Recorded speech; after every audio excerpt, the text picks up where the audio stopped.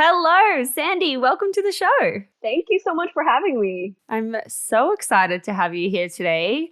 I wanted to give everyone some context about you. You have a huge TikTok following. I have your account here. Let's see exactly. 386,000.6, 3.3 million likes. That's super exact. That is some crazy shit. But for context, I've been following you for what feels like forever when we're talking about the online kind of world, because you follow someone for like a year or 2 years and you just like can see so much change in that time. But I feel like I've been following you for, I don't know, what feels like a really long time. And I've been such a fangirl of your account back when it was still called Small Business Tips. And you, I don't know if you were just getting started at the time, but you were doing a lot of like the dancing videos and, you know, the pointing to things and like having so much fun with TikTok. So I'm really excited to have you on here. I've been harping on about TikTok a lot recently on the show, and I'm excited for your wisdom. I'm excited for these pearls. Yeah, no, I'm the biggest TikTok advocate for literally anyone, business owner, content creator, marketer, anyone need to get onto TikTok, especially now. I think it's still in the growing phase. This is like the best opportunity that after Instagram in like 2015 or 2014. Now is the time. I'm with you. I obviously don't have any kind of success the way that you have, but I've been posting a lot, and someone gave me a piece of advice recently where they were like, oh, you should just like mix up your content, try something new, because I felt really like not happy with the direction of my TikTok account. And so I stopped posting on it. And, you know, who knows where I'd be if I had have kept going, like when I was growing back in the day, but basically stopped for a real long time. And then someone gave me this piece of advice, another podcast host actually, and she was like, just, you know, start posting, gave me a few kind of ideas. And I did.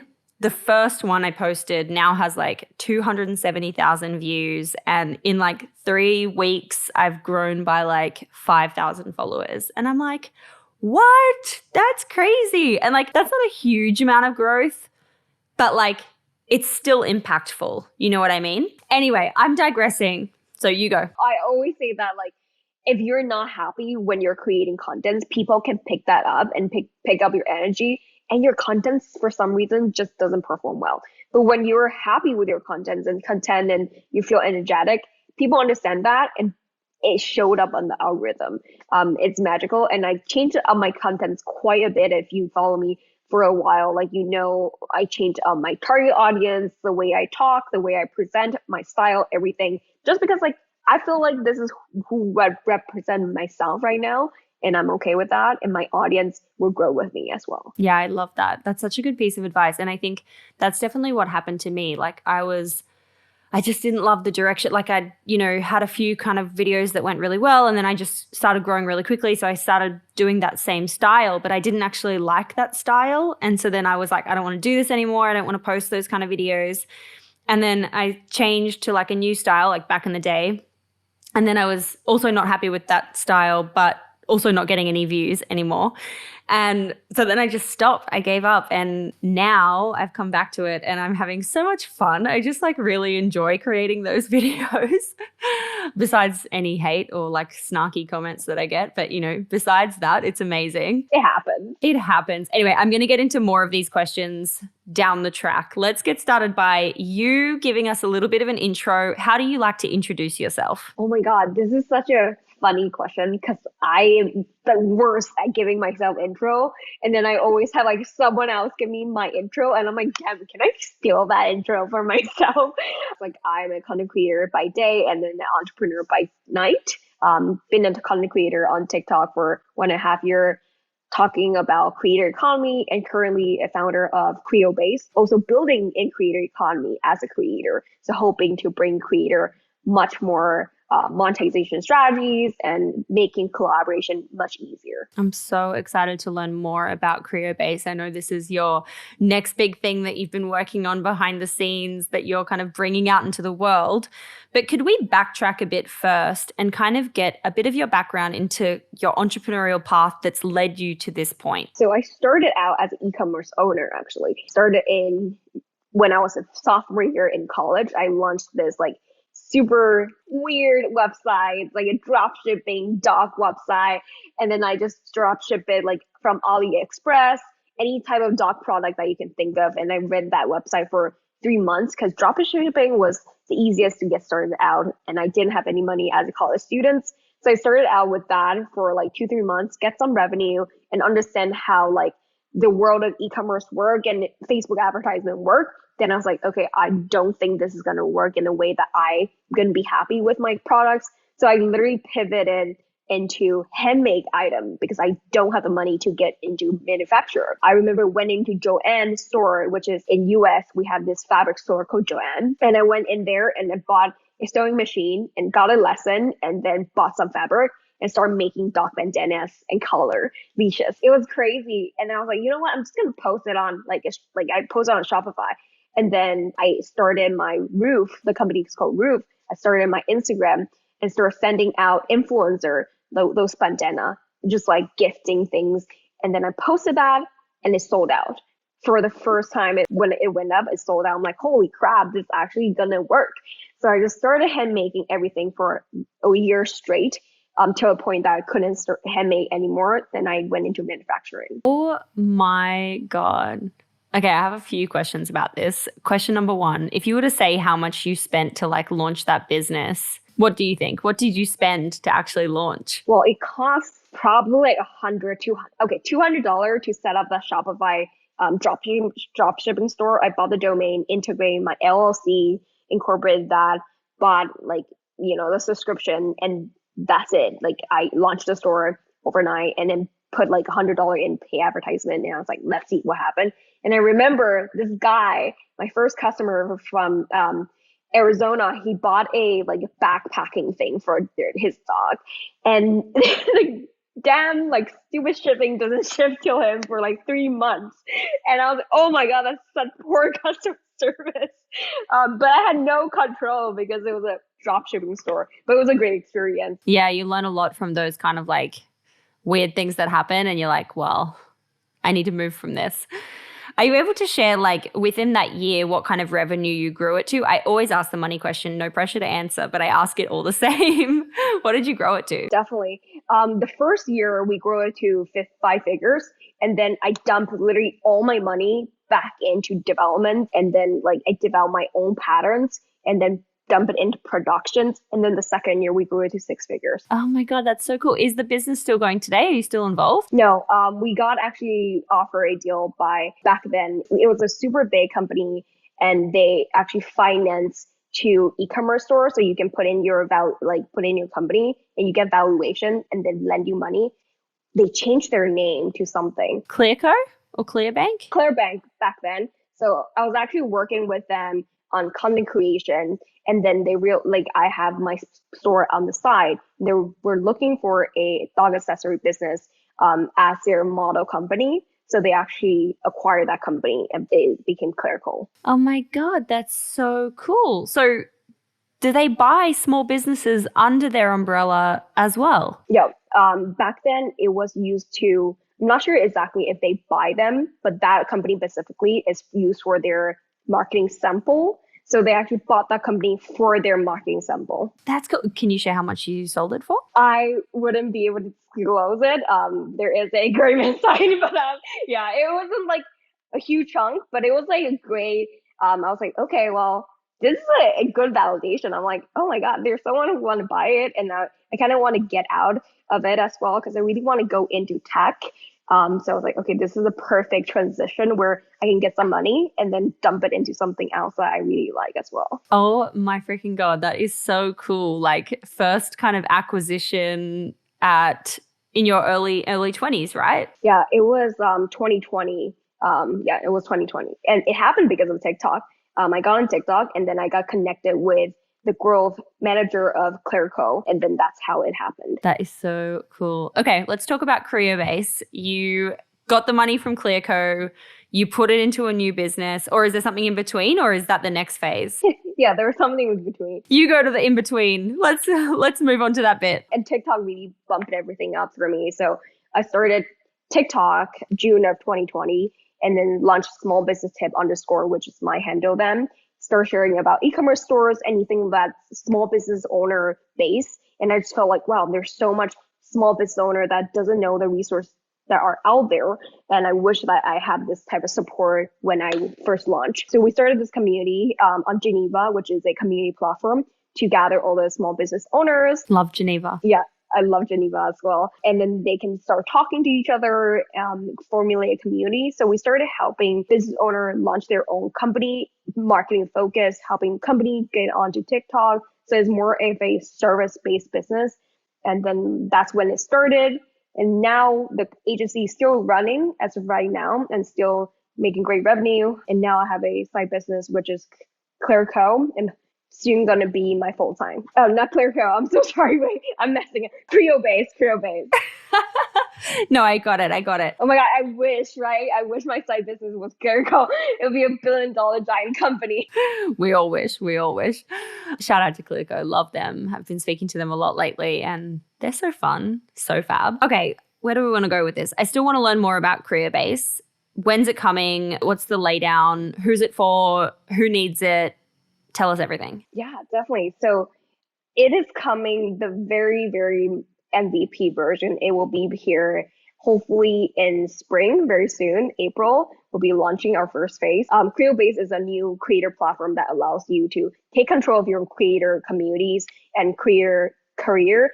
We provide literally any tools to make creators make collaboration easy. So we help you monetize with brand deals, manage your collaboration, and get paid out instantly. So it's made for any type of creators that are on TikTok. If you are a Substack email writers or any type of podcaster, it is made for you.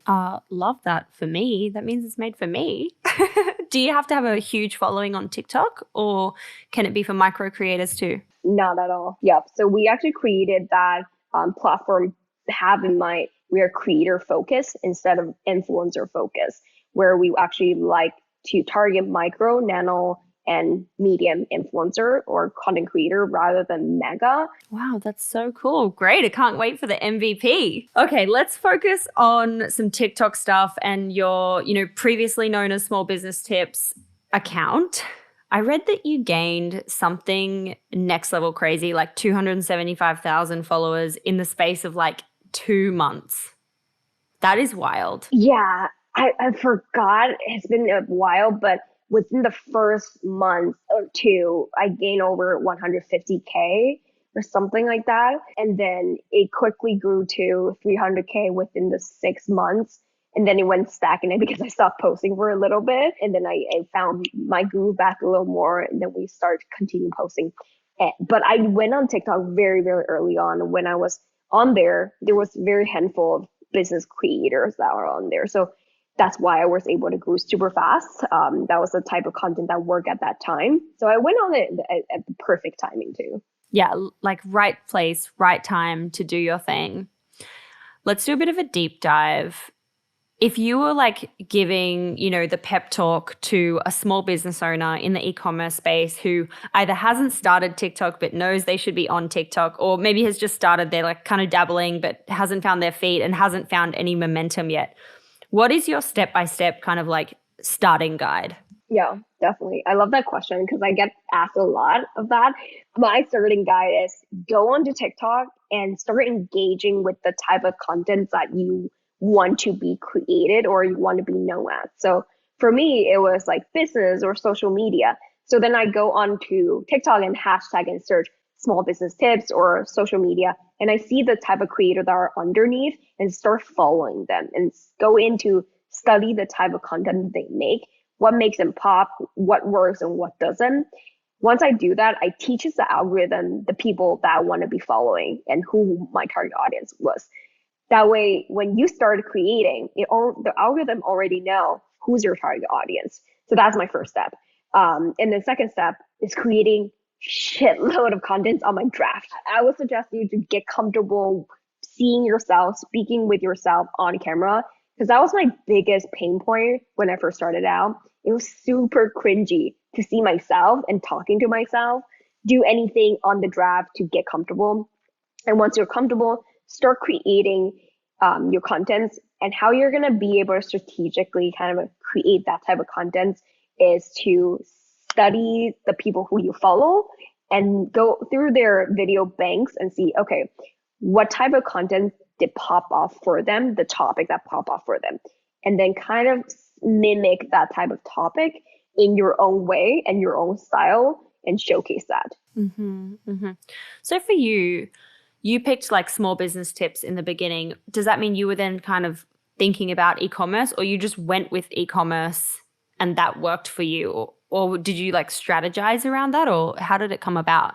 Yeah, so it come about naturally because your understanding of like what you're passionate about. You want to go on the platform that you feel like the most comfortable of yourself. You have the most passion and most knowledge in. And at that time for me was small business owner, and I was very integrated in the small business space. So went on there. I had no idea why I started talking about it, but it just felt right? So for people who like cooking, it felt right to go onto the platform when you just start cooking. You got to find that niche of your passion. But doesn't mean that when you stick with your niche, you got to stick with your niche. You can talk about anything, right? So you can have 80% or 70% of your content more focused on your, like the topic that you like, and the other thing about your life, the passions that you have other than that niche, just so that you don't get overwhelmed with the constant talking about that specific type of like niche. Do you think that for like, say a business owner who owns an e-commerce store like yours, like a pet store online, should they be creating and focusing on building a brand account, or should they be focused on creating a creator behind the brand account, as in like personal name versus a brand business name? Definitely the latter, but it also depends on the scale of your business.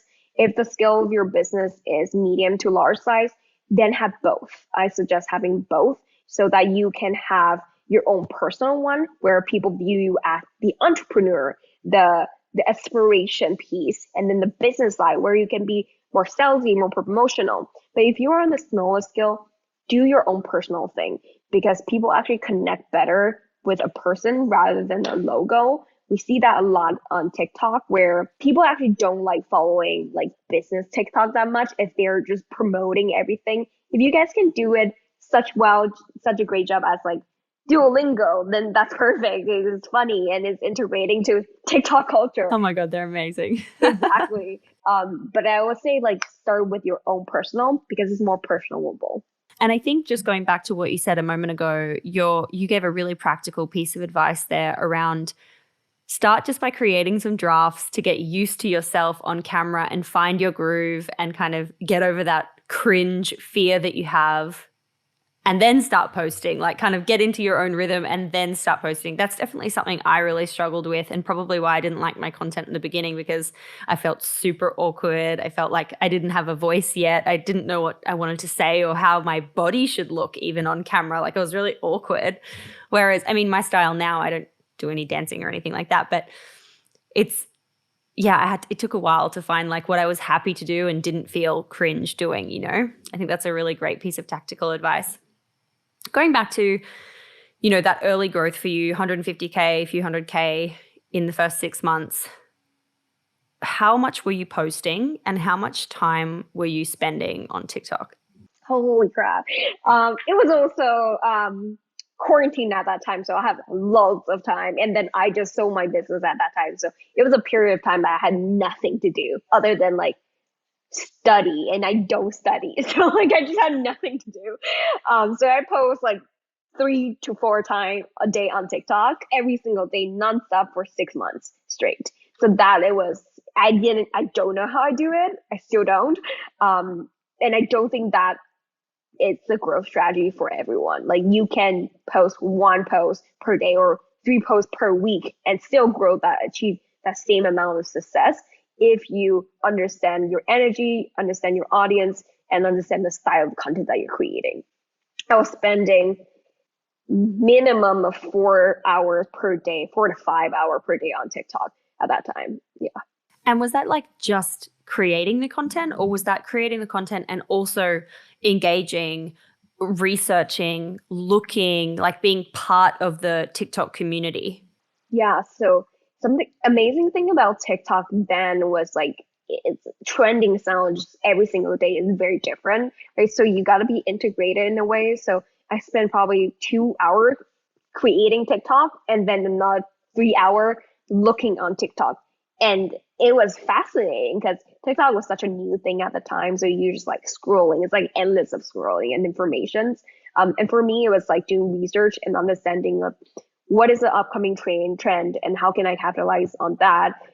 Where is like this niche going through? Who's the content creator that pop off lately, and how can I connect with them? And a lot of time is networking too, networking with other creator to create that sense of community with each other. That is so cool. Do you think if you were posting 3 or 4 times a day now, you would have that same kind of quick growth, or has the platform algorithm changed? I'm not gonna lie, it probably will. TikTok is a very reward based platform, right? So quantity definitely works on TikTok. The more you post, the more chances you have to get onto your For You page. And not only that, you're giving yourself the idea of like what works and what doesn't. So you're testing it out. So the more you post, the more understanding of what works and what doesn't. So you get better at posting later on. This girl, Nadia Komodo, she actually grew super, super fast on TikTok. She was posting 30 to 40 times per day. And you did not hear that wrong. Like whoever is listening, they're probably like, what? But she grew within 3 months to 2 million follower, I'm pretty sure.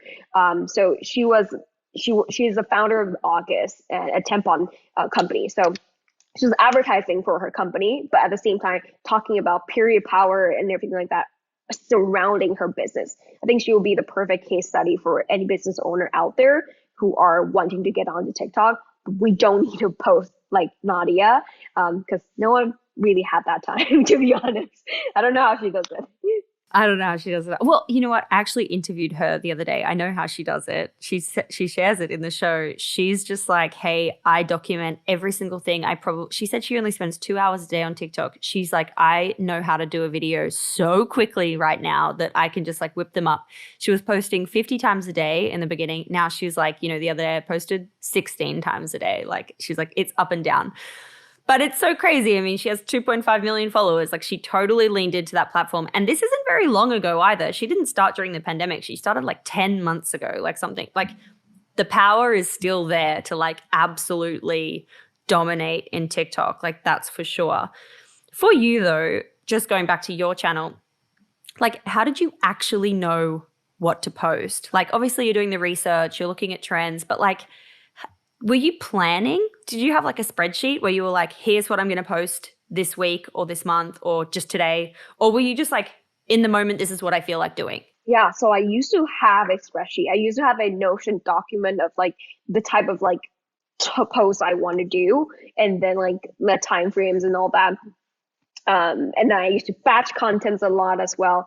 But then I realized that it's I don't really like that style of content creation because it doesn't match up with my energy that well.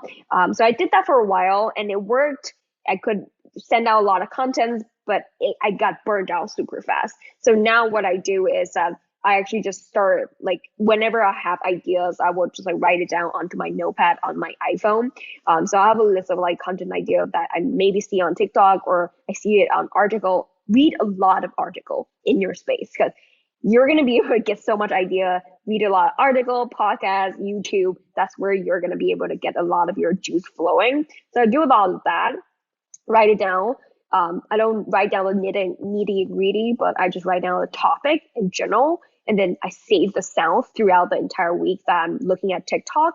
And then I just like do TikTok whenever I feel like it. Like if today I don't have the energy, I don't do TikTok. But if today I have a great energy and high energy level, then I'll batch like the entire like 5 TikTok. So I don't have a set amount date that I batch, but whenever I feel like I have a high energy, that's when I do content. Yeah, I totally love that. I feel like that's a bit the same vibe. I tried to be way too technical and planned back in the day, and then that like really made me feel like unhappy with that kind of content, whereas now it's like I just do it on the spot. Like I create what I'm going to create and then I actually film what I'm going to create. Some piece of advice that I got given, which also just totally changed everything for me on TikTok, was if you have a video that like kind of starts gaining traction or starts getting a little bit of virality, literally just keep repeating that same video. Don't try to do like this other video and this other video. And when I heard that, I was like, oh, okay. So like I can totally see which videos are always performing and I can see which videos aren't. And the videos for me were these like, it's my style on TikTok. I create these little business breakdowns of businesses from the people who I interview on the show. And I do them in like 5 to 10 points, really quick, put them with graphics, like whatever. The videos that don't perform was anything relating to me. Like people just don't care. They don't know who I am. Oh my God. They don't like, no, but they were used to these really informative kind of like entertaining business breakdowns. And so when I would do a post that's like, here's something about my podcast or something, people aren't interested. And so I was like, oh, okay. And then I just totally doubled down on doing the business breakdowns. And I think that's also like why I've been able to grow. Is that what you do too? Yep, exactly. Like I test out so many different type of contents and then I just see which one did well and I just repeat. Like I literally just repeat. You'll see a lot of my video have the same type of talking point and formatting because if it works, it works, right? But to a point that it doesn't work and then you have to like start finding the new way. So what I do is like I will test out different style. I'll do like lip syncing, talking in the car, cutting fruits, or when I'm folding like my laundry, drinking wine, like test out any type of content and then any type of formatting content and just see what works. And then just double down on that. Exactly what you said. Amazing. I love it. You've shared so many pieces of gold around TikTok. Is there any kind of like final tip worth mentioning or like your number one key piece of advice for people who are just getting started on TikTok? Have fun. Like, don't think too much. Don't strategize too much. Don't think too much. Look into the TikTok community and just start creating. And that's it, right? So do it before, like, don't overthink anything because we tend to just overanalyze and just don't do anything, right? So yeah. Yes, don't let that cripple you from creating in general. Okay, I've been talking your head off about TikTok, but I wanted to get your kind of top 3 tips when it just comes to the e-commerce side of things. Obviously, a lot of people listening in are building e-commerce brands. You know a lot about that. You've built a brand from a dropshipping brand through to a like branded business account that was handmade through to an acquisition, which is crazy. What were your top 3 kind of like key learnings? Yeah, so my top 1 key learning with when I was hand sewing my entire line was delegation. Delegating your business is absolutely crucial.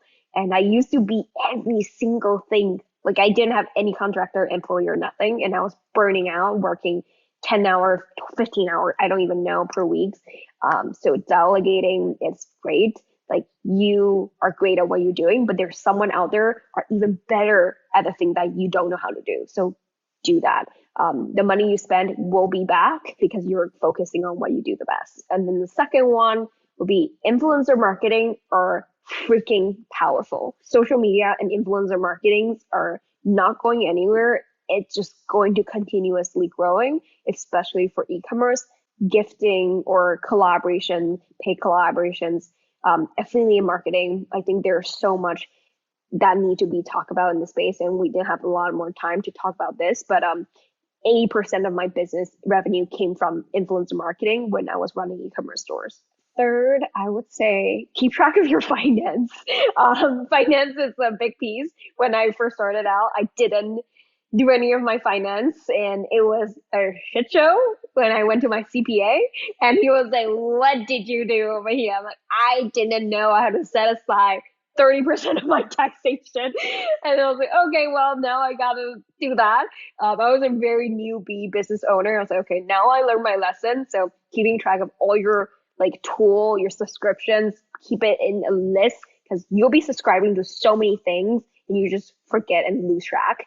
So keeping up with your finance. Yeah, I love that. A really small but practical tip here is in my Gmail, I set up like folders for everything. And so I have a folder for like any press that comes in, but I also have a folder just for any invoices. So even if it's like my monthly invoice for like Zoom, I don't open it, but I just immediately file it there. So I know that they all live in that one spot. And like if I need to look back, it's easy for me to like find everything. I don't need to try and like search invoices. Great tip there. I don't know who gave me that, but it changed my life. Okay. What is the best and worst advice you've ever received in business? Yeah, best advice is launch fast, iterate fast, don't stall. And that actually came from that guy who, from Clerical, that growth manager that gave me this advice because I was building a small business tip at that time. And I was a perfectionist, like professional. Like I was like, I have to get this done. I gotta get this landing page beautiful. And he was like, just do it. Like you're losing time. So just launch because preparation, you can prep all you want, but like until you launch it, you're never gonna know how the market look at your products, right? Or your company. So launch fast, iterate it, and make it better. That is a great piece of advice. Yeah, like don't build a car, like build a vehicle first. I love that. That's so cool. And the bad advice? The bad advice. Yeah. Okay. Always set goals. I know that sounds weird, but like one of the bad advice I got is like always have intention and set goals. In a way, I don't agree with that. It's that when you set intention and goals, you're making everything sucking the fun out of it. And when things are actually natural and good with good passions, they actually exceed any goal that you set. Right. So I always put happiness and passion first before intention and goals, if that makes sense. Yeah. I actually love that. I really love that. And that focuses as well on just like making sure that you're like enjoying the journey, loving the day to day, and that like joy aspect for it. I'm a big goal setter, but I'm also someone who is really like into day-to-day joy and making sure that if I don't love what I'm doing, I'm just not going to do it. And I like totally iterate or pivot away from those things that don't bring joy. So true. We wrap up the end of every episode with a series of 6 quick questions. So question number 1 is, what's your why? Why are you doing what you're doing? I am doing what I'm doing because it's truly bringing joy. I couldn't think of a day that I won't not be doing what I'm doing. That's the thing. Like it just wouldn't stop me. I couldn't think of other reason why I'm not doing this. Like I feel like it's just such a bad answer. No, it's a great answer.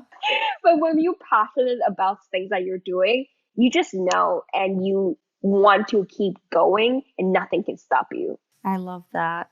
That's so cool. Question number 2, what has been the number 1 or your favorite marketing moment so far? My marketing moment so far, when on the receiving end, I think that, so like I was the influencer end. I was connecting brands to influencers, and I connected this link in bio brands called Jamie.app to this amazing content creator on TikTok. And the video went semi-viral over like 70K. And I just saw her sales go off the roof. I'm like, oh, this is awesome. And you just saw the track. Oh like, my God, that's so the entire cool. chart was like flat, flat, flat. And when that video launched that week, the chart went haywire. And then we got another influencer on board, and that video went like 50K, and it went haywire again. We're like, oh, wow, this is insane. Like the value that influencer marketing and TikTok brought is absolutely crazy. That's so cool. Just a quick side question. With Creobase, are you going to be offering that kind of more hand-to-hand tailored service as well still? Yeah, so there'll be a free plan where you can connect with the influencer by yourself, and then there'll be a pro plan where we offer these type of service as well. So cool. I can't wait. That's amazing. Question number 3, what's your go-to business resource when it comes to newsletter, podcast, or book? Newsletter is the Published Press, is a creator economy based newsletter. So I'm very integrated in the creator economy. So that's by Colin and Samir. And that's also my favorite podcast, Colin and Samir. In terms of business resource, I really like Y Combinators. They have a startup school and their resources in terms of how to market, how to raise fundraising, crowdfunding, anything you can think of is in there. And to find really cool products, I love product hunt. Product hunts, like, it's like the gem. Like, have the coolest launching products, and it'll just save your life sometimes. And from the product you found, you're like, oh my God, this is awesome. And you'll just continuously using it.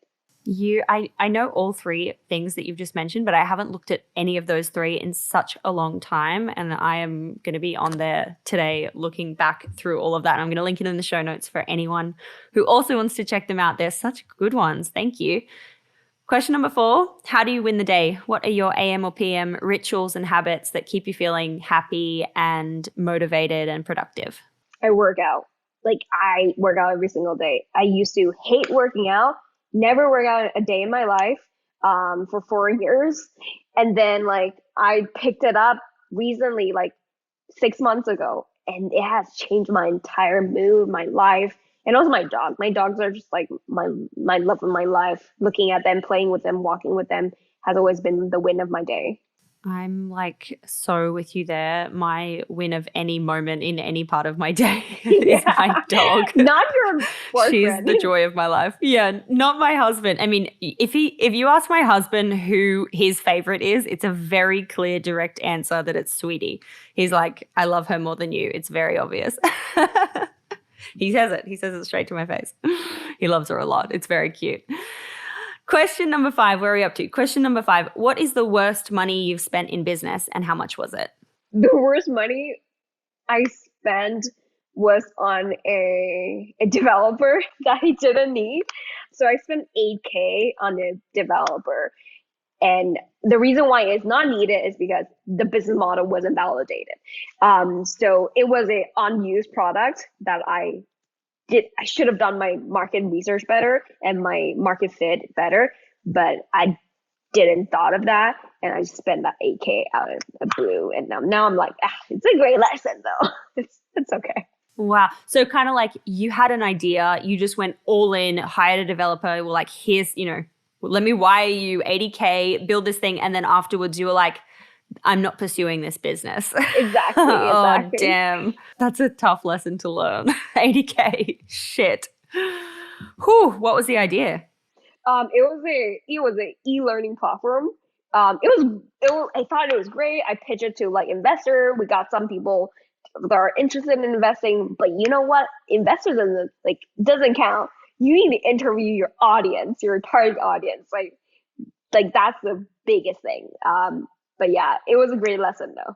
Great lesson, 100%. And last question number 6. What's just a crazy story, good or bad, that you can share from business? Oh, I don't know if I can name any name.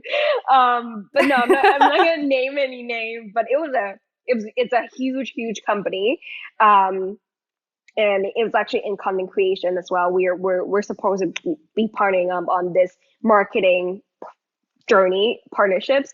We talked, and I think partly it's also my fault. And then I was like, okay, let's see where this takes us. And then we started doing content creation together, and I linked them to a creator as well. After a few months of partnership, they never paid us with no payment at all. They ghosted us, and we messaged them on a lot of different platforms. They replied with, "Oh, we would like to partner up with you again." And I was like, hell no, what are you talking about? Like, pay me first.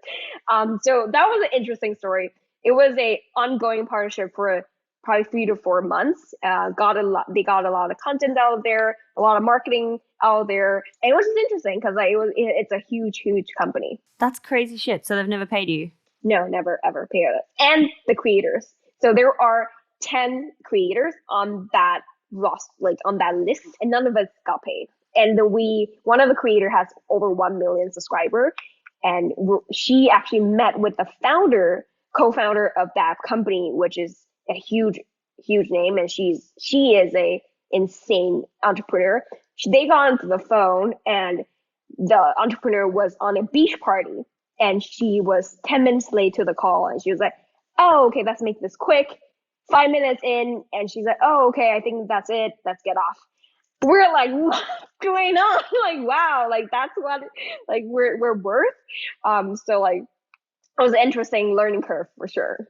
That's crazy. You know what I don't understand as well is like, why not just charge up front or even a deposit? Like, I find a lot of businesses also want to pay, like when I think about sponsorships and things like that, businesses want to pay after the fact. And I'm like, well, like, then I have to chase you. And like, I'm pretty much like one woman full time on this kind of thing. So like, shouldn't I just be focusing on what I do best, which is create content and not accounting? And like, you should just either pay or pay a deposit and then we're good to go. Anyway, I think it's a weird thing. You don't go into a restaurant and then, I guess you pay after the fact. Well, you don't go into a retail store. You buy something and then you use it. It's weird. That doesn't make sense at all. And this is like the biggest thing where in the creator economy, that's what happened. But if you think of any type of industry, you get paid up front or a deposit. So yeah, it's at Creobase, we're changing that. So that's good. Yeah. Love that. We'll have to do a part 2 once Creobase launches and we can talk much more about like the influencer side of things, your best tips for how to work, successfully with influencers and from both sides of the spectrum for brands too. And this has been so cool. Sandy, thank you so much for taking the time for come on the show and share so many cool tips and tricks and bits of learnings from your journey. You're amazing. Thank you so much. I'm super excited about your book launch as well. I'm not sure if you... Yeah. I talk about it all the time. Of course. Okay, perfect. I don't know if I should mention it or not. Yeah, great.